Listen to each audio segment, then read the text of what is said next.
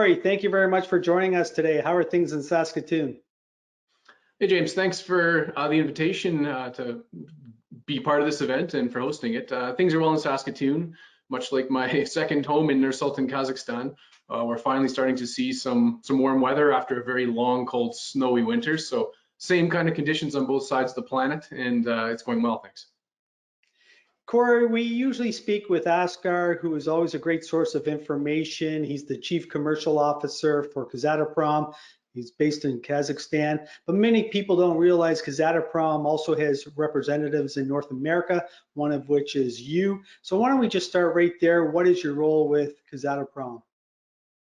Sure, it's been great to work alongside Askar and his marketing and sales team. He apologizes, by the way, in this particular instance, he had a prior commitment. As for me, I've been working in the uranium space for just about 20 years now, picking up a wealth of industry experience with the major global uranium producers, and I've taken on a variety of roles. I'm actually a professional geologist by training, and I started my career right out of school doing uranium exploration geology and field work in Canada, a little bit in Australia. And I wanted to see uranium beyond the chemical element and experience it as a commodity. So with that target in mind, I managed to wedge myself into a corporate strategic planning role for a few years, and that provided, I think, a strong foundation for a move into corporate disclosure and investor relations. And I shifted a little bit further, even so, from my technical background to land a position as manager of enterprise risk in a $1 billion global mining insurance program.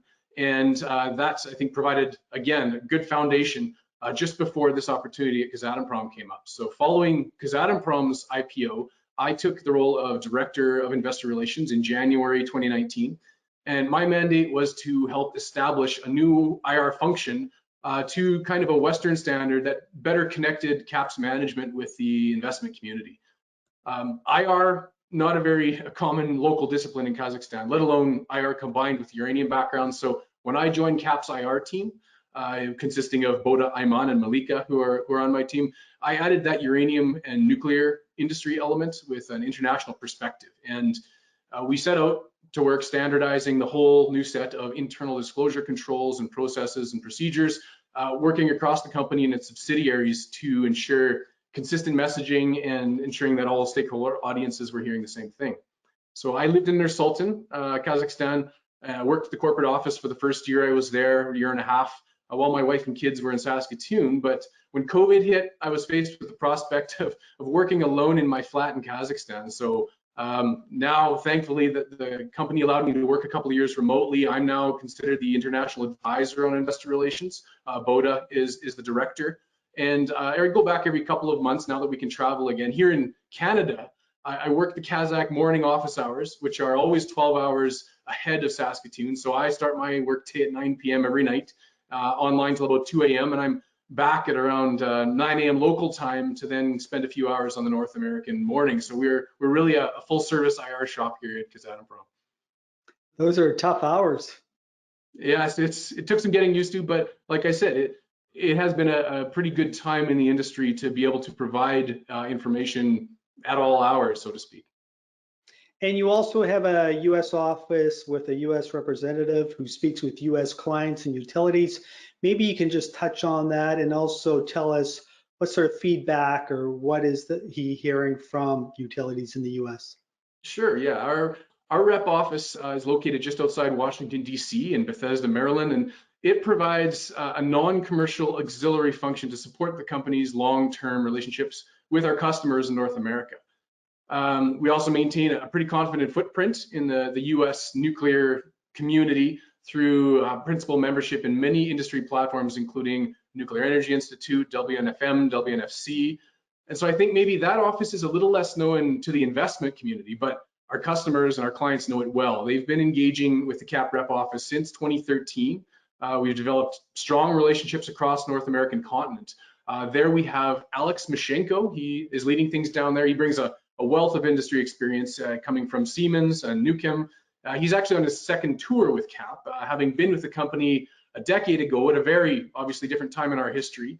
So he's very well connected across the industry. He actively participates in all the major industry conferences and events, and he's regularly meeting with utilities and clients. The rep office maintains contact with existing customers, with new stakeholders, including the utilities, the analytical agencies, the regulatory bodies, associations, and we're proud of the quality of the relationships we've built now with the North American nuclear community, and we appreciate, that full confidence, particularly in these trying times. So having Alex and I on the ground here in North America has proven to be extremely valuable, as I said, in terms of communication, particularly back in January when the head office was limited on its communication, and during those tragic days of unrest, it was difficult. So having us here was excellent. In terms of what the utilities are saying, they're obviously watching the situation very closely, and we have regular meetings with them, their procurement, their legal, their risk mitigating specialists, and we address regular questions with them, and we are able to provide them with thorough views of the policies that we have in place to ensure the uninterrupted supply.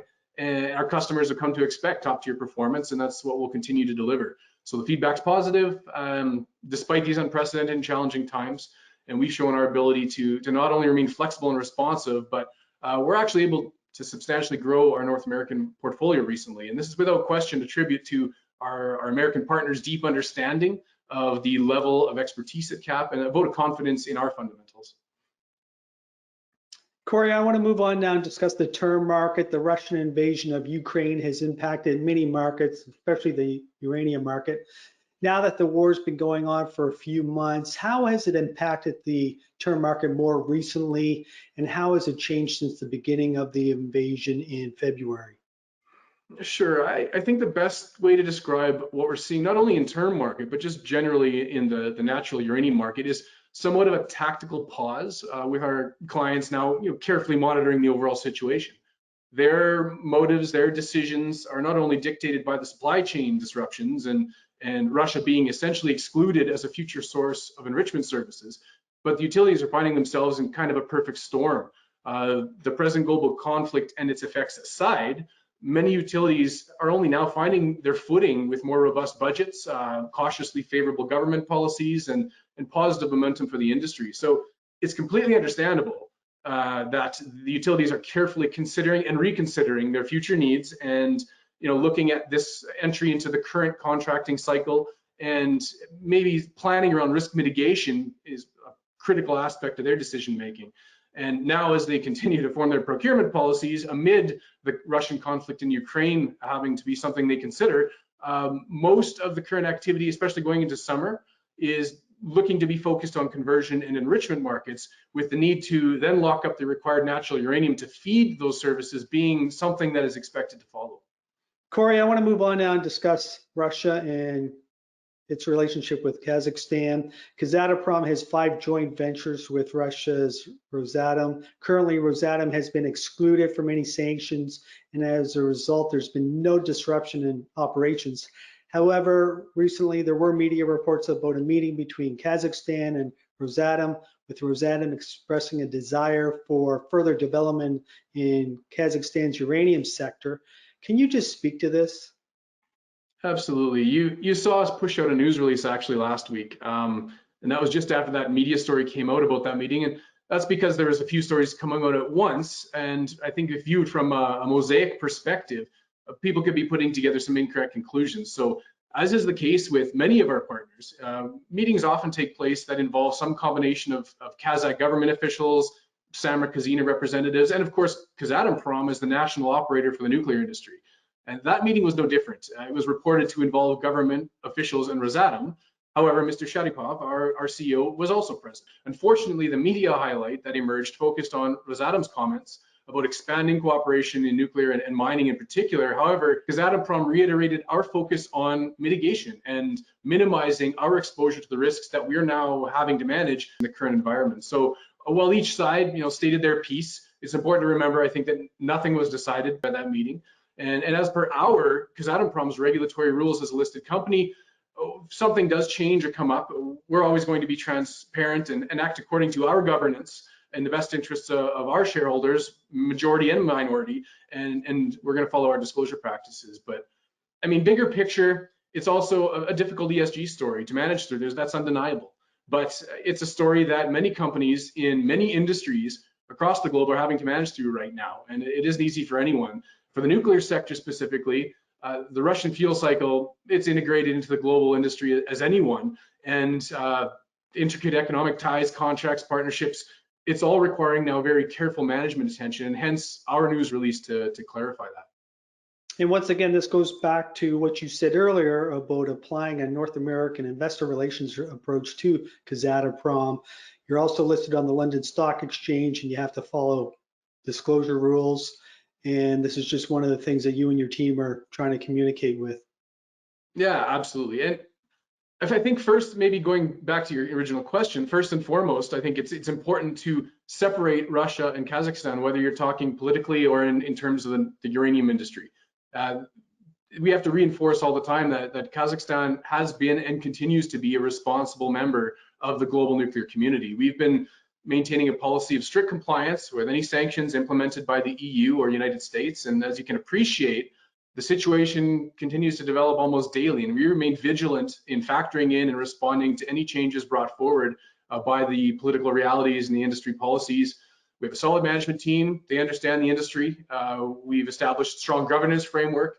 The key decisions have the input of our independent board members. They're based in the UK, US, Australia, all with a wealth of nuclear and financial sector expertise. So the long shared history between the two countries has naturally resulted in economic ties. And we as Kazatomprom, the national operator for uranium mining and the entire nuclear fuel cycle in the country, we find ourselves in a situation, I think, where we have to frequently reinforce the distinction that Kazatomprom's natural uranium is at no time considered Russian supply.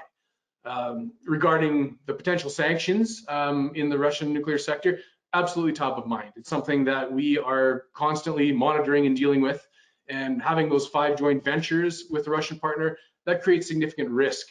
So in the event that we're faced with challenges in operating those JVs, we're preparing all available options to minimize the impact on our business. That said, going to the supply chains themselves, the ability to run our mines at the moment, not significantly impacted because Russian companies operating in the nuclear space especially are not sanctioned. And it would absolutely be a stretch to say it's business as usual. That's not the case with all these overhanging risks, but the direct impact on operations right now is minimal. The impacts we're experiencing right now in terms of limited supply of certain materials and costs, I mean, that's still related to the lingering effects of the COVID-19 pandemic. So I want to move on now and talk about transportation and also logistics. I was going to bring up supply chain issues, but you've already addressed that. But the pandemic has caused supply chain and logistical issues everywhere throughout the world. The Russian invasion has only compounded this problem. The transportation of uranium out of Central Asia has been a concern. Currently, all uranium delivered to the West goes through St. Petersburg. As of yet, there's been no sanctions on uranium, but of course, this is still a risk, as you've already mentioned. Are you and your team still working on developing the alternative route through the Caspian Sea and the Black Sea? Yes. Transportation of Class 7 nuclear material, as you'd be aware, is always more difficult, even in normal times. And despite the multiple waves of sanctions that we've now seen coming out of Russia, growing limitations on Russia's exports across the board, we have not yet seen transshipping options for Class 7 material through Russia coming to a complete halt. In fact, we recently completed the physical delivery to Yellowcake under a contract with them. But I mean, open or not, we have noted for a couple of months now with you and pretty much every conversation we have with investors that the key risk beyond the potential secondary sanctions that we could face in relation to the transportation side, that is a primary risk. Our mined material moving through Russia to the port of St. Petersburg. So we fully appreciate the host of limitations now that this option could be facing, from European ports self-imposing sanctions to possible challenges with ensuring Class 7 consignments through Russia to the cost pressures. But that has been our primary route for years, and we're still able to use it, as I said, as recently as mid-May. We're just working with shippers and insurers on exemptions under the energy products on a very specific shipment by shipment and even route by route basis. And we are continually evaluating that risk in the context of our risk tolerance and Kazatomprom's deep knowledge and experience in the jurisdiction. And if it becomes too much to bear, we do, as you said, have established and permitted the alternative route in place for exporting to Kazatomprom's material to the Western converters. And of course, we're actively working, as we've heard recently, to help partners get their share of production moving as well. On top of all that, we are currently working alongside the Kazakh government in their discussions with other nations in the region to develop additional alternative options and routes, because as you'd suspect, I mean, this issue goes way beyond just Class 7 cargo. But the priority for us, obviously, is meeting our commitments to customers, using the tools we have available. But there is no denying the increased risk facing 45% of the world's primary uranium production. It's an evolving situation. And Corey, just to clarify, if tomorrow you can't ship through St. Petersburg, are you able to start shipping through this alternative route like as soon as possible? Yeah, we could do so in the near term. For Kazatomprom's production, we could move it through those routes. And as I said, we're working on getting the partners' involvement in those routes as well. It is permitted. We have used it, I think Asgard said a few times now, since 2018, when it was established around the World Cup and limitations in St. Petersburg at the time. So we developed that route in order to maintain the ability to export the permits in place. We have been using it annually and keeping that up. So we could do that. And that helps us ensure that we are meeting our customers' requirements and commitments in the near to midterm. And so you wouldn't expect any time delays? No, as I said, we've used our existing route recently, and in the event that was cut off, we would be able to shift over to some degree to the alternative route. And would there be any constraints or restrictions associated with this alternate route? Well, at the moment, that is something that Askar and team are working with the regional governments around us and the countries that we are passing through on that alternative route to ensure we have the necessary capacities. Corey, one of the things that I really admire about Kazatomprom is, regardless of what's going on in the world, and we've seen a lot of tumultuous events here in the last few months, but the company just continues on. And you and your team have continued meeting with clients, meeting with utilities, you're meeting with investors.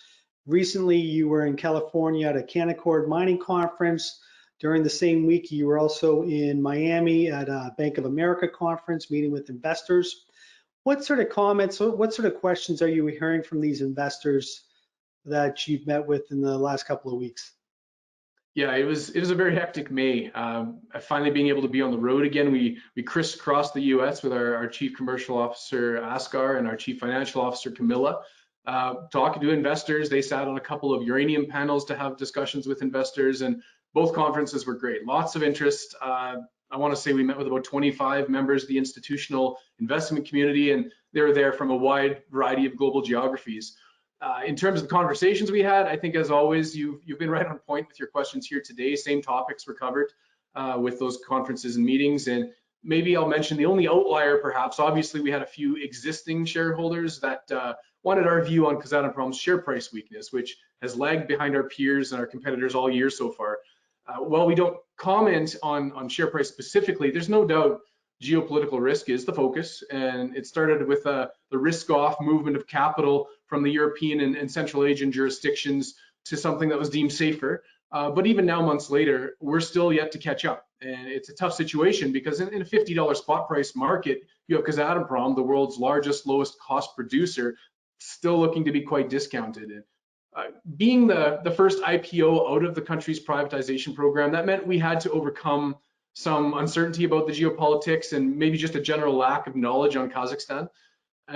We diligently pushed past that, regular disclosure, consistent transparency, strong governance, but there was always thought to be that discount remaining in relation to the higher perceived risk. And it's persisted for the past 3 years, but now it's almost like there's a doubling down of that discount related to the same risks that we thought were built in.